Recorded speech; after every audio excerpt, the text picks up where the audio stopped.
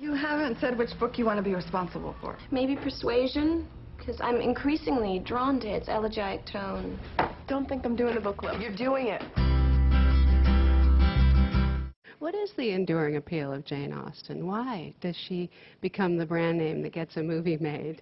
It's sort of, I mean, her world's so contained and sort of manageable and understandable in a way, and there's, 30 or so families in a village, and I think, I think the movie addresses that too, that kind of longing for simplicity and a sense of community. And I like that about this little English village world, and that sort of has very distinct edges to it. And sort of evaluating someone's character is the most important skill you can have, as opposed to like who won American Idol last week. And her heroines are so well written.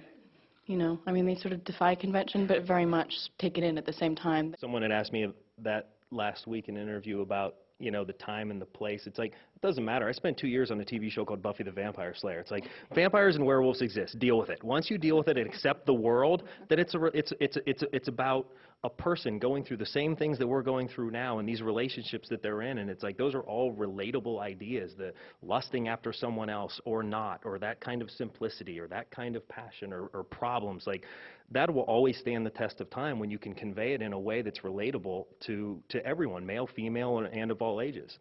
Do we ask that question when people make movies out of Shakespeare plays or Elmore Leonard novels? And I actually wonder if we don't ask that question because it is a woman and because she apparently writes girly novels, which really aren't, as Greg says. But I think good characters, good stories, good plot, characters that you can see yourself in, situations where you can see yourself. This is universal. This is timeless. And why not would be my answer. Did you worry that the loyal fans of the book would be unhappy by the changes you were making?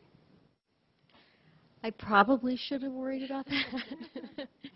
But I think that what I felt people would miss the most who had really loved the book were the backstories of the characters.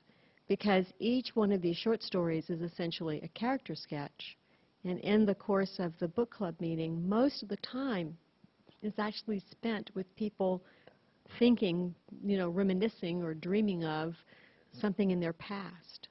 And so I wasn't going to show any of that. I wasn't going to show Greg as a small boy. We might allude to it, but for me, this was a film that took place in the present day.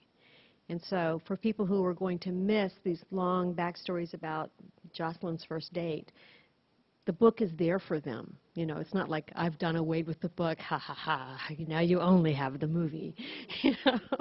So I didn't worry.